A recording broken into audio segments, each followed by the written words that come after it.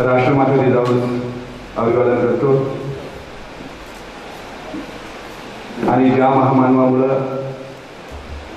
अनेक लोकांच्या रोषाचा मी बळी पडतो, ज्यांच्यामुळे मला आज जगण्याचं बळ मिळालं, सामर्थ्य मिळालं, ते माझे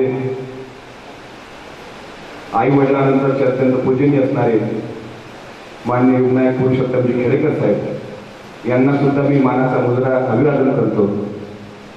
आजचं हे समारोपीय सत्र आहे, माझ्याकडे काही भाषण नाही। मी जरी प्रवक्ता असलो, मग दादाला म्हटलं एखादं पत्र मला द्या अधिकृत। दादा म्हणा पत्राची गरज काय, तुला विरोध होतो का तुझ्या नावाला प्रवक्ता बनवून? नाही। मग मला तू काम करत राहा, मी काम करत राहील, शेवटपर्यंत करत राहील। आता आपण सौरभ दादा, आमचे मार्गदर्शक गणेश गोहलकारे, मनोज दादांचे अत्यंत महत्त्वाचे विचार ऐकले। संभाजी ब्रिगेड ही संघटना काय हे तुम्हाला माहित आहे। हा cadre camp Sambhaji brigade Maratha सेवा संघाच्या दृष्टीने होता। इथं गोरे साहेब आहेत, शिंदे साहेब आहेत, सर्व मोठी लोक आहेत। त्या तुलनेत आम्ही खूप छोटी आहोत। मला 1-2 मिनिटं संवाद साधायचा आहे। संजय पाटील त्यांच्यासाठी तुम्ही इथं आलो, त्यांचे नेहमी मला आग्रह असतो की अमोल कार्यक्रम जसा राजकीय कार्यक्रम असला की कुठं राष्ट्रगीताला समारोप होतो, तर नेहमी तुम्ही वामनदादा कर्डकांची एक कविता नेहमी म्हणतात। ती कविता सुद्धा म्हणून जी आता मरगळ आलेली आहे, म्हणजे जेवण करून काही निघून गेले, पण जे शिल्लक आहे त्याचे काही डुलके घेऊन राहिले, काही झोपून राहिले, असे काही चेअर आहेत। म्हणलं मरगळ निघून जाण्याकरता तरी मग हेच तर संभाजी ब्रिगेड आहे। बरं मी पेटून नाही बोललं तर अपर्णा रामचंद्र कधी येऊन पेटून टाकते वातावरण। तिचं तोंड खेचण्याकरता मला बोलावं लागेल। आम्ही मातृसत्ता कुटुंब पद्धतीचा सन्मान करणारी माणसं, बरोबर आहे।